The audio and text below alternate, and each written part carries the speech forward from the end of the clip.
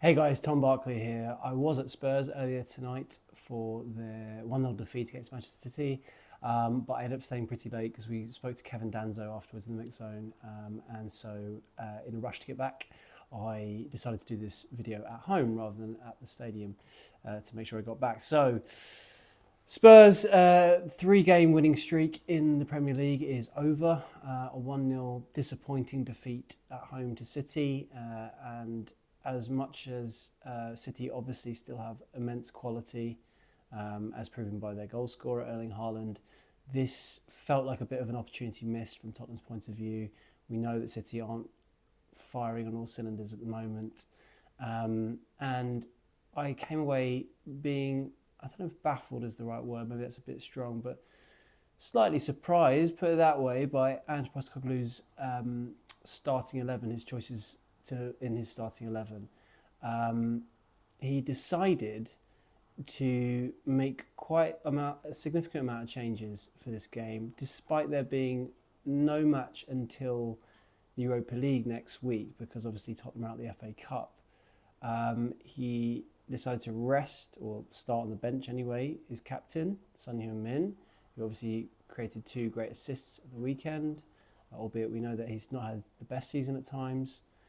He decided to bench probably his best player this season in Dejan Kulusevski, who always generally seems to play quite well against Man City.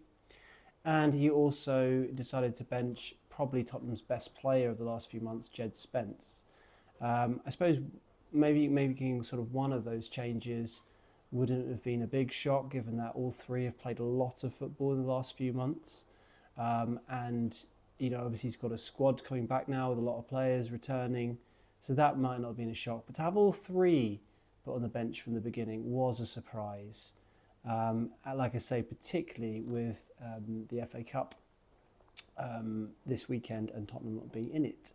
And I think perhaps they paid for it in the end.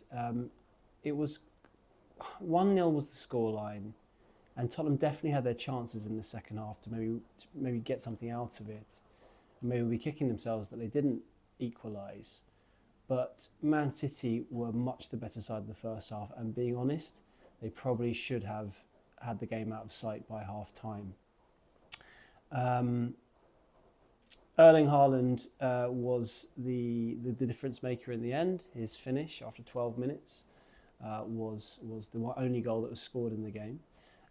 It was a brilliant counter-attacking move from City. It started off by, I think, Omar Mamouche down the right to Savinho, played it inside to Haaland, on to Nico Gonzalez, who played it out wide to the excellent Jeremy Doku. He was brilliant today, who had a cross kind of deflected off Brennan Johnson's foot, and then it was Haaland who just buried it past Vicario, who I thought had a good game himself, and if it weren't for him, it probably would have been over by half-time.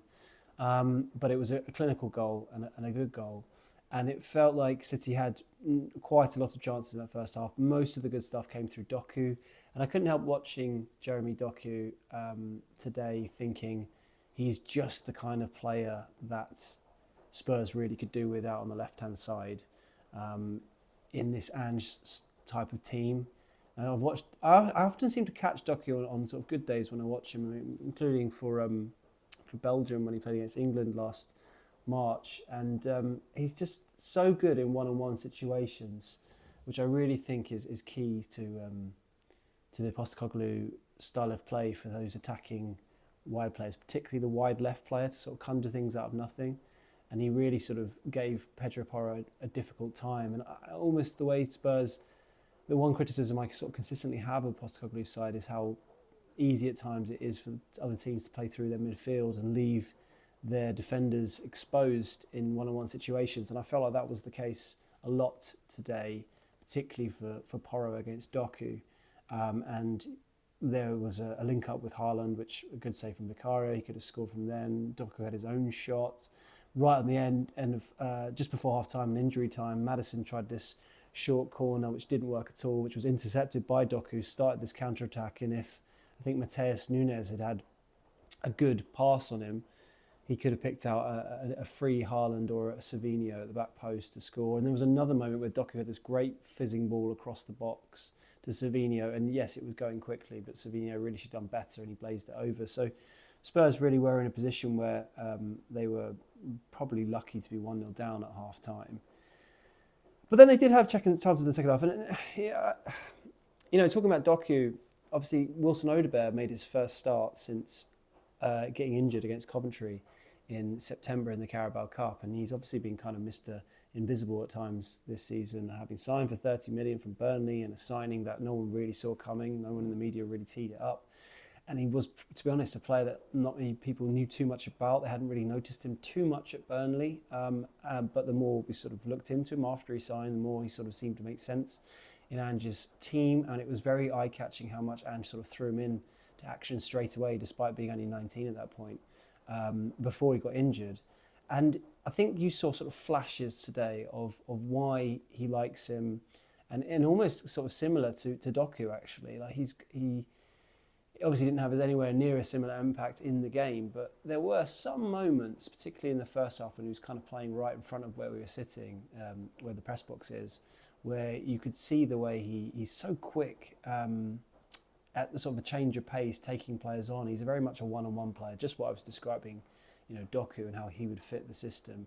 It feels like Odobert has the raw materials, the raw ingredients to do that as well. And there was one particular moment where he does a sort of step over onto his left foot and goes for the cross straight away with his left foot. I think it was blocked, but it kind of gave an insight into what he can bring to the party. The more he, the fitter he gets, the more he plays, and ideally with the sort of potential that Ange has talked about with him going forward. So I was mildly encouraged by him. But having said that, the front three that he started with, Johnson on the right, Odobert on the left, and Matisse Tell up front, were pretty toothless in the first half. Now, Tell is an interesting one.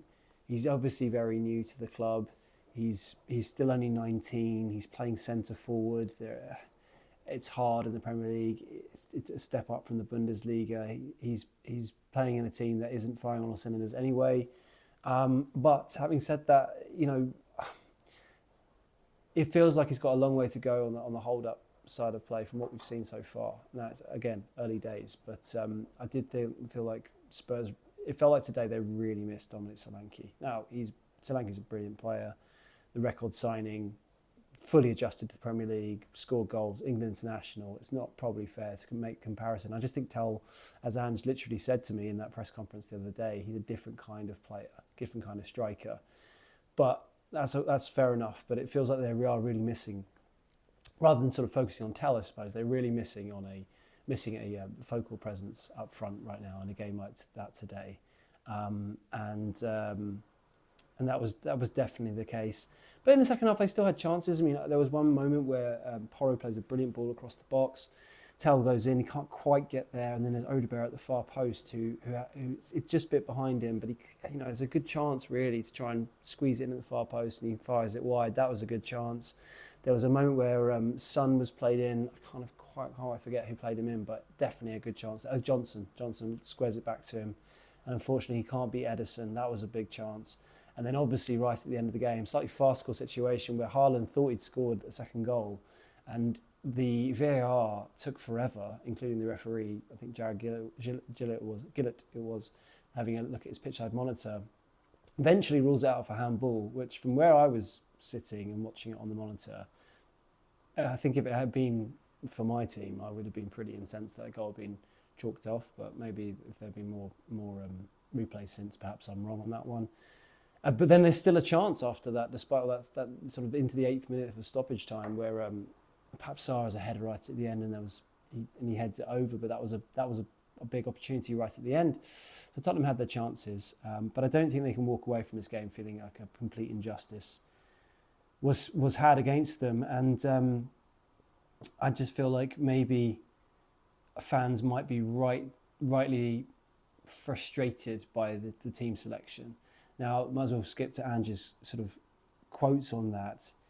He was basically saying that there's no point in having a squad and not using it, and that it'd be hypocritical to not do it. And he feels like his players need minutes. I mean, I think there's a difference in his mind, and who are we to question him on this, between, coming on in half an hour here and there and getting a full 90 minutes under your belt, when, specifically talking about Brennan Johnson on that front, Odegaard starting.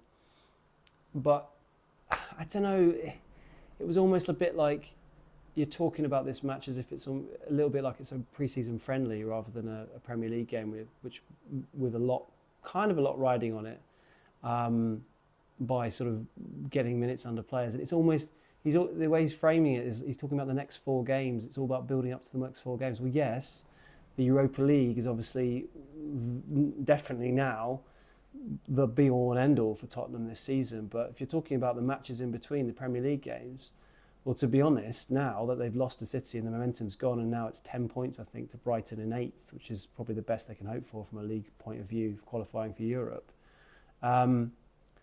Those games in between, no matter what they do, it's going to be very unlikely they're going to catch them with only 11 games to go, I think. So it's almost like if you were going to sort of rotate and not play players in Premier League games, you would want to do that in between the Europa League games and rest the team in those games rather than this one here. But obviously he sees it differently and would push back massively on that argument. But I can understand. I'm left a bit confused about it, and I'm sure supporters are definitely feeling that way. So I can understand that.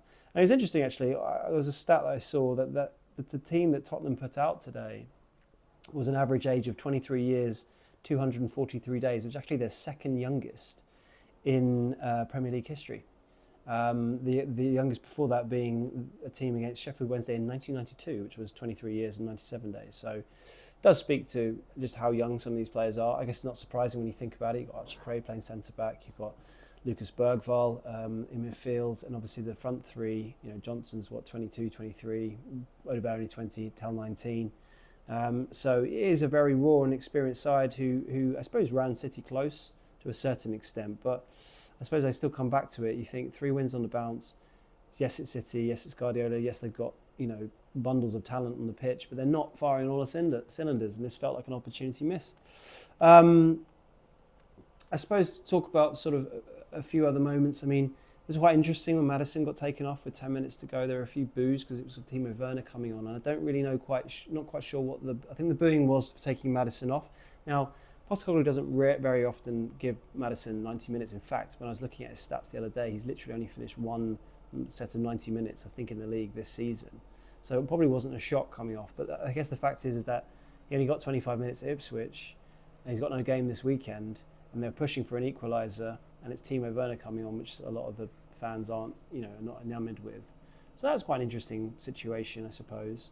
By the way, I hope you can't hear my washing machine in the background. I come away from a loud ground and do a video at home and the washing machine is on and I can't seem to pause it, so apologies for that if you made it this far. What else? I mean, from a positive point of view, I thought Archie Gray was very good. He's just been excellent really during this whole period, and he's growing and growing. He's playing against Erling Haaland, who, as Ange pointed out before the game, in his eyes is still the premier striker in world football. And actually, it's funny. It's easy to overlook Haaland this season because of what the unbelievable stuff that Salah's doing, and the fact that Haaland's numbers are not what they were in the first year when he won the treble, when they were unprecedented. And yet, still, tonight he made it to 20 league goals for the season, for the 3rd season in a row in his first 3 seasons in the Premier League. Now, the only other player to ever have done that before is Ruben van Nistelrooy at Man United. So I don't think it should be overlooked, what a player he is and what Spurs were up against, and what Archie Gray, who's not a centre-back, was up against, along with Kevin Danso, who I thought was also very good. I just love everything about him. I think he's such a savvy signing who fits this team so far. He's got bravery on the ball, not just physically. Afterwards, we literally spoke to him afterwards and saw him in the mix zone. He had an ice pack, he was holding it to his head, so he'd taken a few whacks in this game, as he did against Ipswich as well. So he's not just got the bravery on that, but the bravery to make passes and dribbles and clever little movements and back heels and flicks, which you wouldn't really expect, but actually kind of very much on brand with this Postecoglou style of play. He's quick, obviously. He's just a good player. I think he's a really, really shrewd bit of business. So I thought he was decent, and Vicario as well was good. Bergvall had some moments too, and I mentioned the flashes of Odegaard, but apart from that, really, there wasn't that much to to focus on, and negatives. I've kind of already focused on Tell and his hold up play. I feel like he's very young, he's very raw at this point, and it feels like Spurs are going to sort of play him into give him as many opportunities as possible, particularly while Solanke's missing. But right now they are missing that focal point up front. So hopefully the quicker he can get to that point, if he is going to be that kind of player, the better for Tottenham. I guess lastly, they're down in 13th now, dropped down a place. Like I said, 10 points off 8th place in Brighton. I just don't think this Tottenham team are good enough consistently to make up that shortfall. There are too many teams in the way. Yes, there are teams that can drop points, but there are also teams that can pick up more points. I think it's just going to be too much. I can see them beat, on their day, Spurs can beat anyone. Apart from maybe Liverpool in the league at least, in the Premier League. But to expect them to do it consistently between now and the end of the season, I just don't think from what we've seen that's going to be enough there to suggest that they were going to fly up the league. I mean, it could still happen, but at this point I'd be surprised if it wasn't a finish between 9th and where they are now, 13th. So it puts it all on the Europa League, which obviously starts, 8 days' time. AZ Alkmaar will be going out to Amsterdam day before for the press conference. That it really is where it's all at. And that feels like what it's geared towards. I mean, I think maybe Ange's team selection really sort of underlined that tonight. It really is all about the Europa League. If it wasn't, then why would you make those kind of changes, really? Particularly with a free weekend this weekend. They definitely have the qualities to win that competition. I think, player for player, they're the best team in the competition. They play some fantastic football when they're playing well. And they're more than a match for any of those sides, and they've got no one to fear. But that doesn't mean they're going to win it. But it really does feel like it does. This season all hinges on that. So let's hope they can get past this game where they've decided not to prioritise it from what it looks like from a team selection. Although again, Ange would massively push back on that framing of it. But that's what it seems like when you look at the team selection. And put all their energies into winning at Alkmaar. And I suppose his argument would be that it's not just about, when he's talking about using the squad, it's about having all the players available to him at their sort of peak fitness. And he needs to play them in games like this to get them to their peak fitness. So now that he's done it, I suppose the hope will be that going into that game where presumably Sonny and Kulusevski start, probably out wide, he'll have a fit and firing Johnson and Odegaard to come off the bench to change the game if needs be, along with other players in and amongst his squad, and that will give them a really good chance. So that is what I suppose we'll hope to happen from here. Anyway, that's enough of me rambling on. I will speak to you soon, I guess. I'm not sure exactly. There's obviously a free weekend coming up, so I don't know. Maybe after that, Kevin Danzo, some interesting stuff out of him. I'll do a video on that. But cheers, guys, and let's hope that the Europa League can be that shot at salvation for Spurs.